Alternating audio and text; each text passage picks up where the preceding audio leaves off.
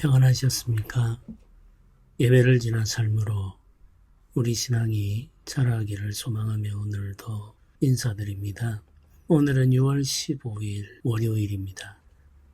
매일 성경 오늘 본문은 고린도전서 9장 24절부터 10장 13절까지입니다. 성경을 같이 읽겠습니다. 운동장에서 다름질하는 자들이 다 달릴지라도 오직 상을 받는 사람은 한 사람인 줄을 너희가 알지 못하느냐. 너희도 상을 받도록 이와 같이 다름질하라. 이기기를 다투는 자마다 모든 일에 절제하나니 그들은 썩을 승리자의 관을 얻고자 하되 우리는 썩지 아니할 것을 얻고자 하노라. 그러므로 나는 다름질하기를 향방 없는 것 같이 아니하고 싸우기를 허공을 치는 것 같이 아니하며 내가 내 몸을 쳐 복종하게 함은 내가 남에게 간파한 후에 자신이 도리어 버림을 당할까 두려워함이로다. 형제들아, 나는 너희가 알지 못하기를 원하지 아니하노니 우리 조상들이 다 구름 아래에 있고 바다 가운데로 지나며 모세에게 속하여 다 구름과 바다에서 세례를 받고 다 같은 신령한 음식을 먹으며 다 같은 신령한 음료를 마셨으니 이는 그들을 따르는 신령한 반석으로부터 마셨음에 그 반석은 곧 그리스도시라. 그러나 그들의 다수를 하나님이 기뻐하지 아니하셨으므로 그들이 광야에서 멸망을 받았느니라. 이러한 일은 우리의 본보기가 되어 우리로 하여금 그들이 악을 즐겨한 것 같이 즐겨하는 자가 되지 않게 하려 함이니 그들 가운데 어떤 사람들과 같이 너희는 우상 숭배하는 자가 되지 말라. 기록된 바 백성이 앉아서 먹고 마시며 일어나서 뛰논다 함과 같으니라. 그들 중에 어떤 사람들이 음행하다가 하루에 23,000명이 죽었나니 우리는 그들과 같이 음행하지 말자. 그들 가운데 어떤 사람들이 주를 시험하다가 뱀에게 멸망하였나니 우리는 그들과 같이 시험하지 말자. 그들 가운데 어떤 사람들이 원망하다가 멸망시키는 자에게 멸망하였나니 너희는 그들과 같이 원망하지 말라. 그들에게 일어난 이런 일은 본보기가 되고 또한 말세를 만난 우리를 깨우치기 위하여 기록되었느니라. 그런즉 선줄로 생각하는 자는 넘어질까 조심하라. 사람이 감당할 시험 밖에는 너희가 당한 것이 없나니 오직 하나님은 미쁘사 너희가 감당하지 못할 시험 당함을 허락하지 아니하시고 시험 당할 즈음에 또한 피할 길을 내사 너희로 능히 감당하게 하시느니라. 아멘. 운동장에서 다름질하는 자들이 다 달릴지라도 오직 상을 받는 사람은 한 사람인 줄을 너희가 알지 못하느냐.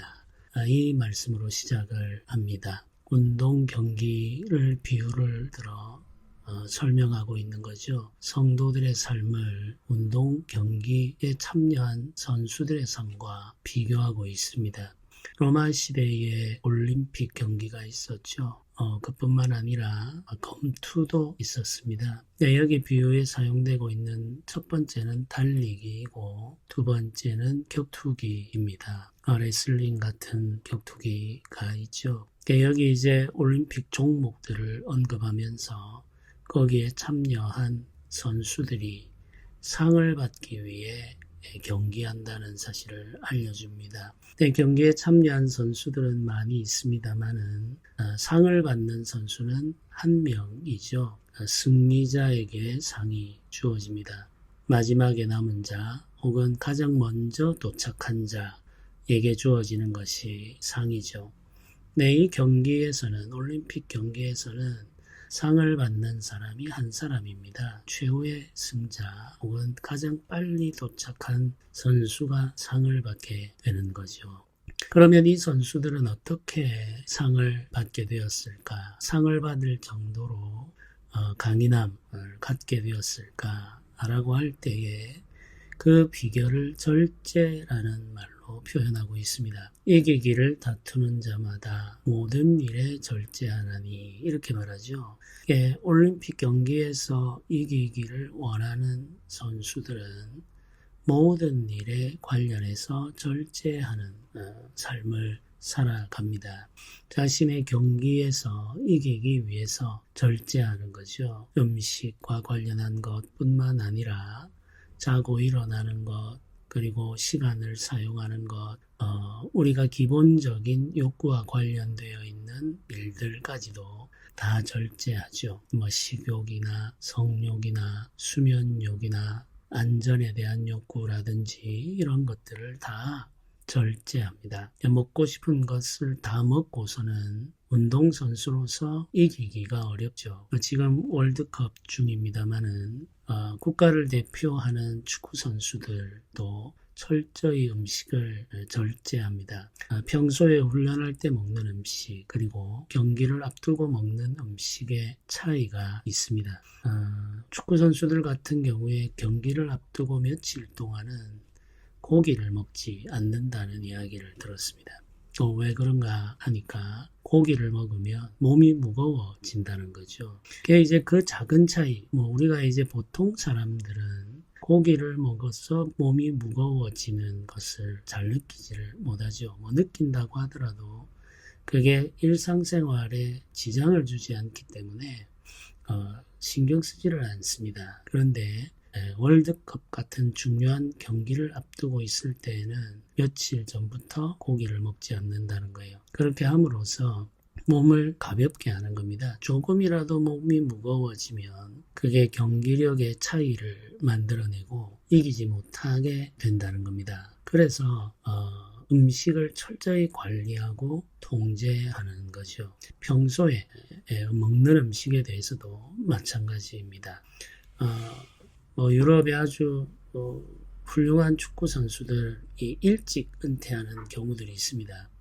40까지 경기를 선수로 활약하는 사람이 있는가 하면 30대 초반에 은퇴하는 선수들도 있습니다. 30대 초반에 은퇴하는 선수들의 경우에 특징이 뭐냐면은 음식을 절제하지 못하는 겁니다. 이들이 훈련 기간 동안 먹지 말아야 할 음식을 먹는 거죠. 햄버거, 피자, 이런 걸 즐기는 선수들은 체중이 늘어납니다. 이제 우리가 평소에 살아가면서 체중 2kg, 3kg 늘어나는 건 큰 문제가 되지 않겠지만 최고의 수준에서 경쟁하는 축구 선수들에게 있어서는 체중이 2kg, 3kg 늘어나게 되면 경기력에 엄청난 영향을 미치는 거죠. 절제하지 못하니까 빨리 은퇴할 수밖에 없는 겁니다. 올해 경기에 참여하는 선수들은 절제하는 삶을 삽니다. 자신의 몸을 가볍게 만들고 활력을 유지하기 위해서 먹는 음식뿐만 아니라 모든 것을 다 절제하며 사는 거죠. 그게 경기하는 선수들의 기본적인 자세입니다. 이건 신앙인에게 있어서도 똑같이 적용이 된다는 거죠. 이 절제라고 하는 단어를 27절에는 몸을 쳐 복종하게 하는 것 이렇게 표현을 하고 있습니다. 절제는 우리의 몸을 쳐서 진리의 말씀에 복종하게 하는 일과 같죠. 우리가 쳐서 복종시켜야 하는 몸이라고 하는 것은 죄의 본성에 길들여져 있는 우리의 몸을 말하는 겁니다. 죄의 본성에 길들여져 있는 몸은 절제를 모르죠. 끝없이 욕구하고 욕망합니다. 그리고 그 욕구하고 욕망하는 것을 이루기 위해서 일을 하게 만들죠. 그게 우리 몸이 가지고 있는 본성입니다. 이 몸의 본성에 충실하게 살아가게 되면은 상을 받을 수가 없습니다.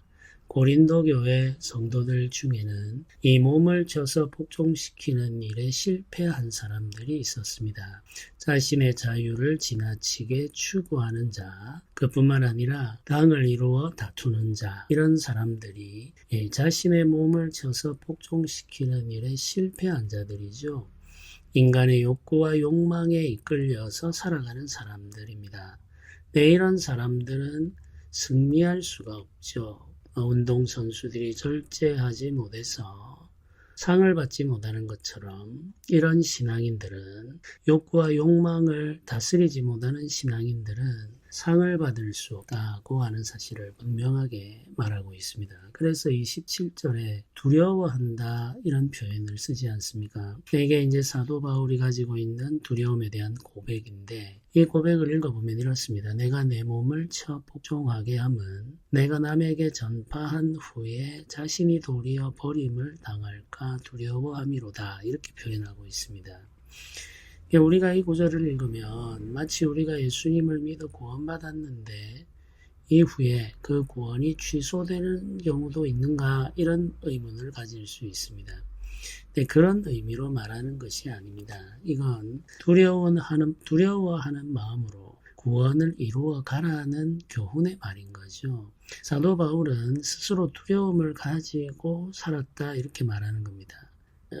다른 사람에게 복음을 전파하여 구원받게 한 후에 내가 버림을 당하지 않도록 나의 몸을 쳐서 복종하게 하고 절제함으로 진리의 말씀을 따라 살아가기를 힘쓰고 그렇게 함으로써 내가 받은 구원이 온전하기를 원했다 이런 뜻이죠. 근데 우리의 구원은 취소되거나 혹은 변경되지 않습니다. 그런데 어떤 사람들은 구원받은 것처럼 보였으나 이후에 구원과 상관없는 삶을 살게 되기도 하죠. 이런 경우는 그럼 어떤 거냐? 사실은 이들이 처음부터 구원받은 백성이 아니었던 거죠. 이 사람들은 참된 회심, 참된 회개와 거듭남을 경험하지 않은 상태로 종교 생활을 해온 겁니다. 우리가 이제 주님의 비유 속에서도 알곡과 가라지가 함께 밭에서 자라지 않습니까? 그것과 같은 거죠. 참된 회심과 거듭남을 경험하지 않은 채 종교 생활하는 자들처럼 신앙생활할 수 있습니다. 처음에는 그게 잘 구별이 되지 않습니다. 그런데 시간이 흐르면 드러납니다. 이제 절제하지 못하는 거죠. 우리 몸의 욕망을 제어하지 못하고 그 욕구와 욕망에 끌려 삽니다. 그렇게 살다가 결국에는 다시 세상으로 돌아가 버리는 거죠. 이런 사람들이 있음을 우리는 실제로 경험하고 있지 않습니까? 이런 사람들과 관련되어 있는 사례를 10장에 언급하고 있습니다. 모세와 함께 애굽에서 나왔던 이스라엘 백성들의 사례이죠. 모세와 함께 애굽에서 나왔다는 말은 이들이 어린 양의 희생의 피로 구원받았다는 뜻입니다. 모세와 함께 이들이 홍해를 건넜죠. 이 홍해를 건넌 사건을 구름과 바다에서 세례를 받은 것으로 묘사를 하고 있습니다. 그리고 이들이 신령한 음식을 먹고 신령한 음료를 마셨다 이렇게 말하죠. 신령한 음식은 만나이고 신령한 음료는 반석에서 솟아난 물입니다. 이 생수죠. 이 반석에서 솟아난 그 물을 먹었는데 반석은 바로 예수 그리스도라고 고린도전서가 설명을 해주고 있습니다. 반석을 쳐서 물을 내죠. 반석을 쳐서 물을 냈다는 말은 예수께서 십자가 지심으로 말미암아 우리에게 생명수가 솟아났다 이런 말이죠. 이 생명수는 바로 성령입니다. 이 생명수를 먹음으로 말미암아 우리의 영이 거듭나고 살게 되는 것이죠.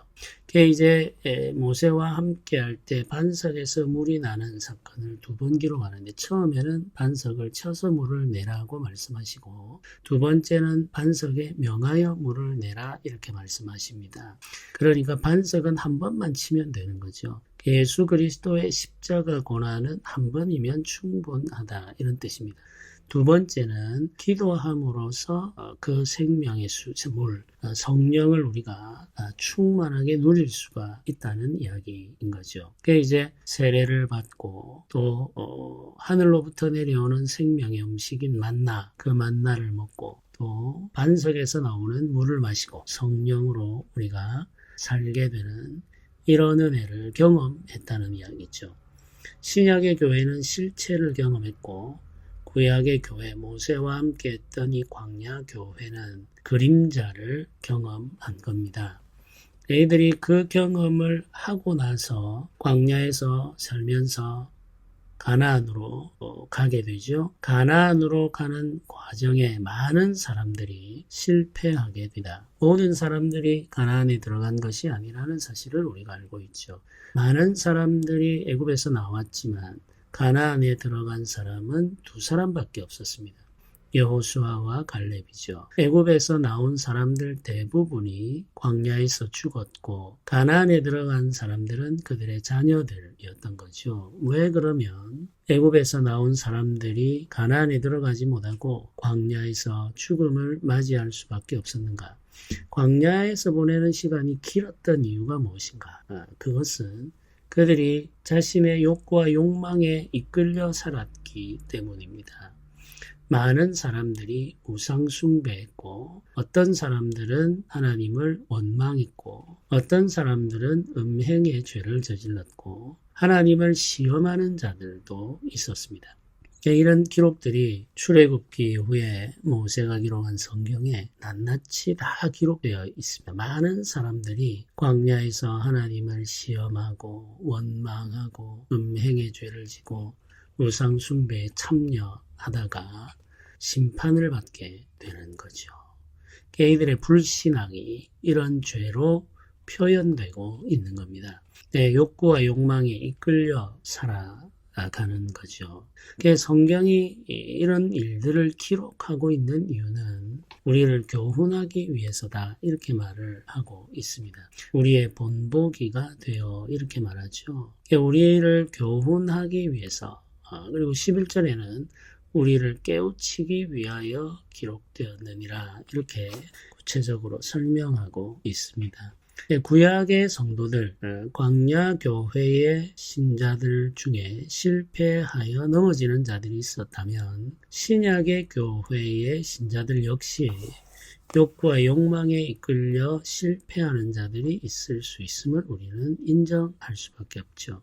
아나니아와 삽비라 같은 사람들, 사도행전에 기록되어 있는 이와 같은 이들이 있다는 말이죠.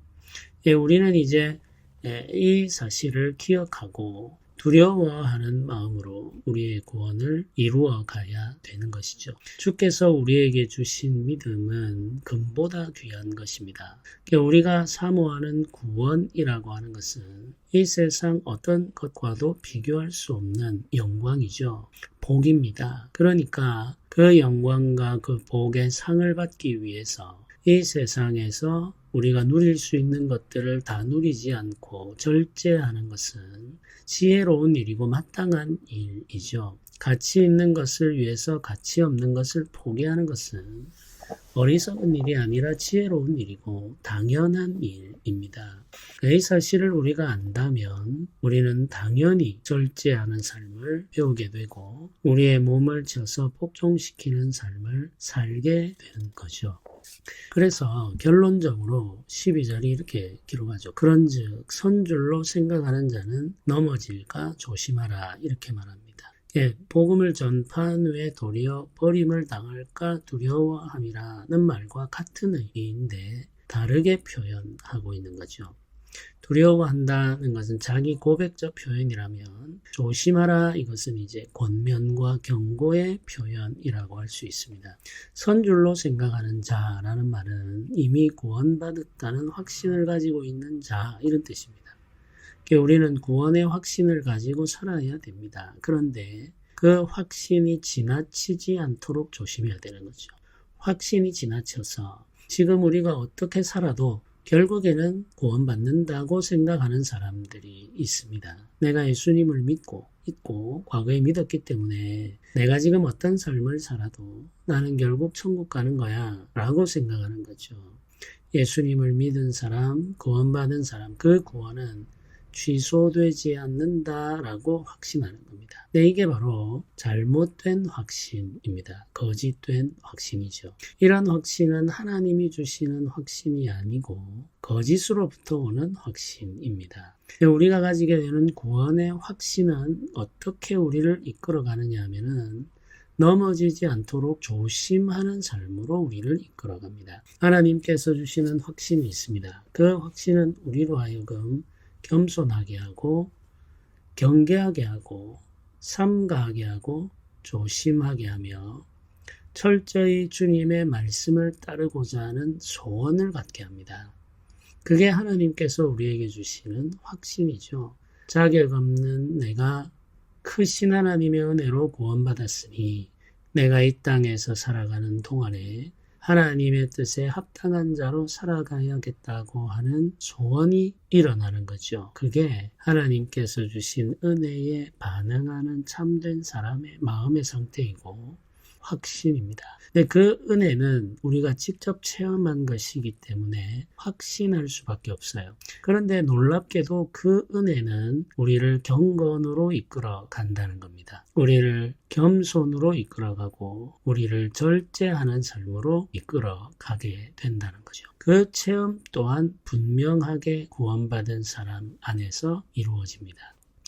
하나님께로부터 받은 구원의 확신이 방종한 삶으로 이끌어가고 있다면 그건 하나님께로부터 받은 구원의 확신이 아닙니다. 그건 스스로 그렇게 생각할 뿐이죠. 내가 하나님께 구원받았다라고 스스로 생각할 뿐인 거지 하나님께서 주신 구원을 받은 자라면 방종하는 삶으로 나아갈 수는 없다는 이야기다. 그건 불가능한 일이죠. 선줄로 생각하는 자는 넘어질까 조심하라 이렇게 경고하고 있습니다. 넘어지고 싶지 않죠. 예수 그리스도의 은혜로 말미암아 구원받은 자는 넘어지는 것을 좋아하지 않습니다. 설령 넘어진다 할지라도 바로 일어나죠. 회개하고 돌이키는 겁니다. 왜냐하면 은혜가 너무 좋기 때문이죠. 하나님과 동행하는 삶이 너무나도 감사하기 때문에 우리가 연약하여서 넘어질 때는 곧바로 다시 일어납니다. 회개하고 돌이킵니다. 그게 구원받은 자에게서 나타나는 표이며 증거입니다.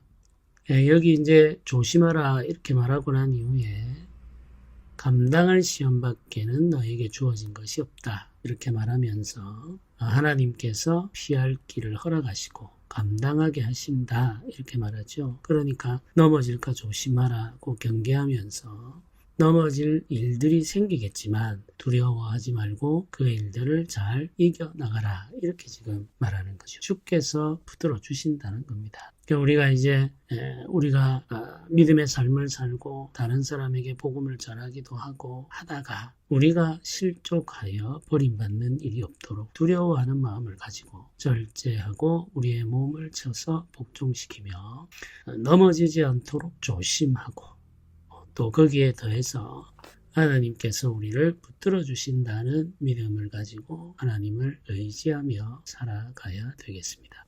우리 신앙의 삶은 경기와 같습니다. 운동선수들의 경기와 같죠.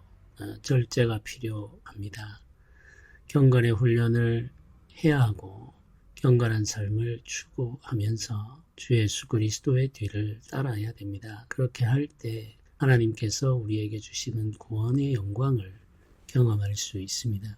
오늘 하루 살아가면서 우리 삶을 절제하고 주께서 주시는 은혜를 경험하면서 하루를 살아가시기를 바랍니다. 우리 몸을 쳐서 복종시키는 그 훈련을 오늘도 함께하는 저와 여러분들이 되시기를 주님의 이름으로 부탁드립니다. 같이 기도드리겠습니다. 은혜로우신 하나님 아버지 감사합니다. 주께서 우리에게 베풀어 주시는 은혜로 말미암아 우리가 삽니다. 그 은혜의 역사를 기대하고 소망합니다. 주님이라 하여 주시고 절제를 배워 온전한 삶을 살게 하옵소서. 감사드립니다. 우리 주 예수님의 이름으로 기도드립니다. 아멘.